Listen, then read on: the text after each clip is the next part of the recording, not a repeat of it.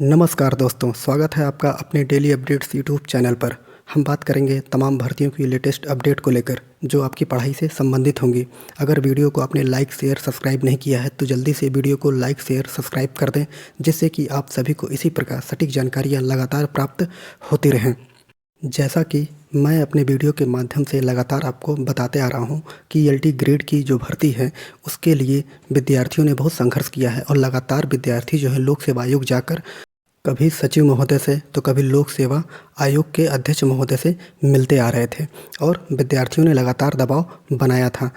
और इसी दबाव का ही परिणाम था कि लोक सेवा आयोग ने शिक्षा निदेशक अंजना गोयल के लिए एक नोटिस जारी कर दिया और वहाँ पर उस नोटिस में बता दिया कि आप जल्दी से जल्दी, अगर अधियाचन नहीं मंगवाया है आपने तो जल्दी से जल्दी अधियाचन मंगवाइए, और अगर अधियाचन मंगवा लिया है तो उसको जल्दी से जल्दी विज्ञापित करिए, क्योंकि विद्यार्थियों का रोष बहुत ज़्यादा हो चुका है और उस रोष को भी शांत करना है। और चुनाव का माहौल है और सभी को अपने पक्ष में करके ही, सभी लोगों को खुश करके ही चुनाव में सरकार के कार्यों को दिखाया जा सकता है। पहले जो 27 तारीख को जो नोटिस जारी की गई थी लोक सेवा आयोग के द्वारा, वो नोटिस देखते हैं, फिर उसके बाद एक और नोटिस देखते हैं।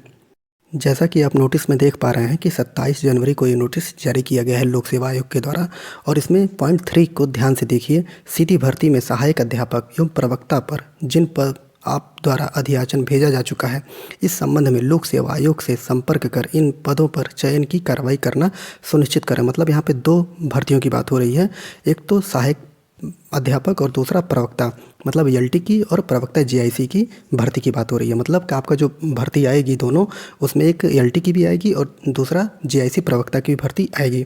अब चौथा देखिए, जिन रिक्त पदों पर आप द्वारा अभी तक अधियाचन नहीं भेजा गया है, उन समस्त रिक्त पदों का अधियाचन 10 दिन के भीतर लोक सेवा आयोग को भेजना सुनिश्चित करें। तो 10 दिन के भीतर, मतलब कि 27 तारीख को नोटिस जारी किया गया है, तो आपको 7 तारीख को नोटिस, मतलब जितने भी अधियाचन हैं वो 7 तारीख तक पहुंच जाएंगे लोक सेवा आयोग।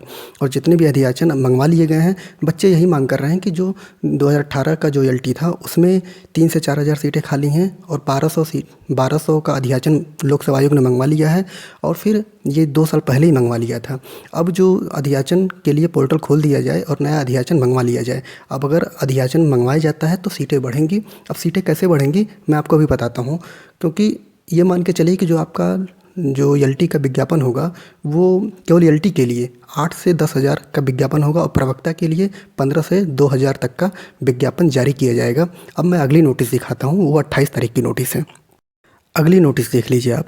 ये भी नोटिस जो है ये 28 जनवरी को जारी की गई थी शिक्षा निदेशालय माध्यमिक शिक्षा परिषद को। इसमें देखिए क्या लिखा है, समस्त मंडलीय संयुक्त शिक्षा निदेशक उत्तर प्रदेश, समस्त जिला विद्यालय निरीक्षक उत्तर प्रदेश।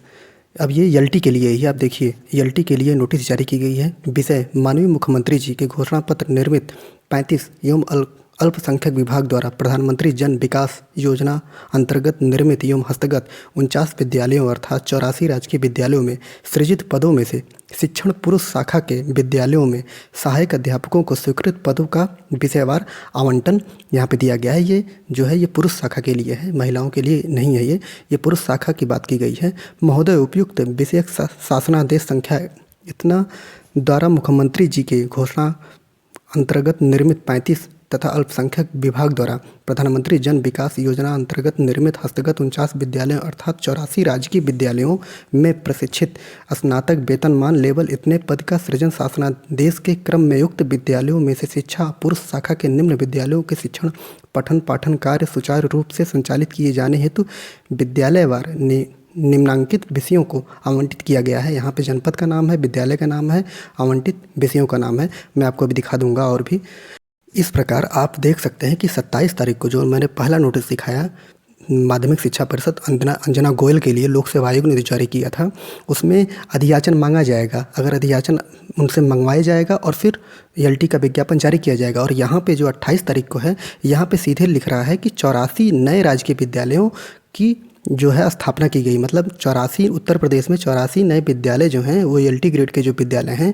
उनकी स्थापना हुई है। मतलब 84 नए विद्यालयों का निर्माण हुआ है और उसमें कितने टीचरों की आवश्यकता है और किन किन सब्जेक्ट के टीचरों की आवश्यकता है ये इसमें बताया गया है। तो आप सोचिए कि 3 से 4 हज़ार 2018 के जो सीटें थी वो खाली रह गई थी। 1200 का अधियाचन पहले ही इन्होंने मंगवा लिया था। फिर जो ये 84 राजकीय विद्यालय हैं इनमें कम से कम मान के चलिए कि कम से कम 1000 टीचर इनको चाहिए इसमें। तो अचानक से सीटों की संख्या देख रहे हैं आपकी बढ़ती हुई दिखाई दे रही है। अब इनको अधियाचन के लिए पोर्टल खोलना पड़ेगा, और जैसे ही पोर्टल खोलेंगे तो पहली बात जो रिटायरमेंट हो चुके हैं उनकी सीटें जोड़ी जाएंगी अधियाचन में।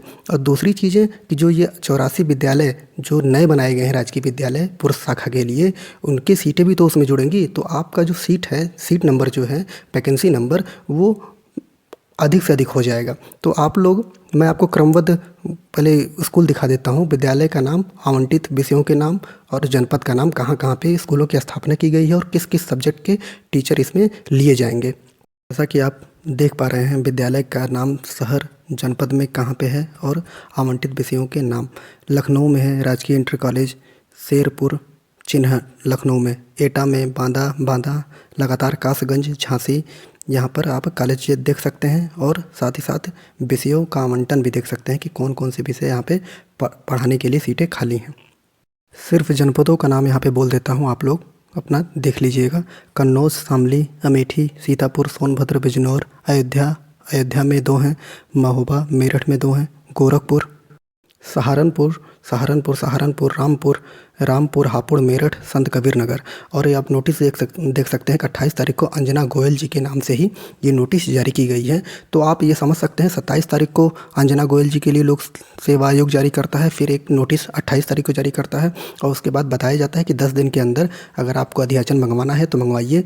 और विद्यार्थी जोर लगा रहे हैं, एकदम प्रेशर बना के रखे हुए हैं कि जल्दी से अधियाचन के लिए पोर्टल खोल दिया जाए। और जैसे ही पोर्टल खोलता है तो ये मान के चलिए कि आपका 9 से 10 हज़ार की ELT की वैकेंसी आपके सामने जल्दी से जल्दी देखने को मिलेगी। जैसा कि लोग बता रहे हैं कि 15 फरवरी तक आयोग विज्ञापन जारी कर देगा, भले ही आचार संहिता का कोई प्रभाव लोक सेवा आयोग पर नहीं पड़ेगा, और आपकी वैकेंसी जो होगी 15 फरवरी तक आ जाएगी। और लोक सेवा आयोग ने अपना एक कैलेंडर जारी किया था, उसको भी मैंने वीडियो के माध्यम से बताया था आप लोगों को। उसमें कुछ जो डेट है वो आरक्षित कर ली गई हैं उनके द्वारा कि ये जो डेट है, उस डेट पर कोई परीक्षा अगर इनको करानी होगी तो करवाई जाएगा। जो डेट इन्होंने आरक्षित की है उसी डेट में ही ELT का पेपर किया जाएगा। आप लोग डेट देख लीजिएगा, नहीं तो मैं किसी वीडियो के माध्यम से आपको बता दूंगा कि वो कौन कौन सी डेट हैं जो कि आरक्षित की गई हैं, और उसी डेट को ध्यान में रखते हुए आप लोग तैयारी करिए।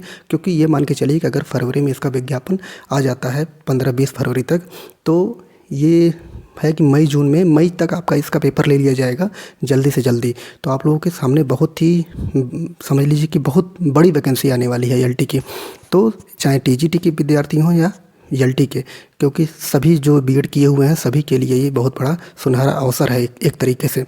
और रही बात TGT के में जो वेटिंग वाले विद्यार्थी हैं, उनके लिए खास खबर है कि वेटिंग वाले विद्यार्थियों के लिए अभी मैंने एक वीडियो बनाया था कि जो नियमावली 1998 के 13(3) जो नियम है उसको चेंज कर दिया गया है। ये खबर ऐसे आई थी कि वहाँ पे युवा मंच के जो सदस्य हैं वो मिलने गए थे और इसी पे बदलाव की बात कर रहे थे। तो अंजना गोयल जी हैं, उन्होंने डायरेक्ट बोला था कि इसमें बदलाव हो चुका है, क्योंकि लड़के कोर्ट जाने की बात कर रहे थे। लेकिन अभी तक बच्चों ने बोला, क्योंकि आज जो है माध्यमिक शिक्षा परिषद विद्यार्थी गए हुए थे और उन्होंने बोला कि मैम जो आपने बोला है कि इसमें नियमावली में संशोधन कर दिया गया है, तो आप हमको लिखित दे दीजिए कि ये नियमावली में संशोधन किया जा चुका है। लेकिन उन्होंने लिखित में नहीं दिया।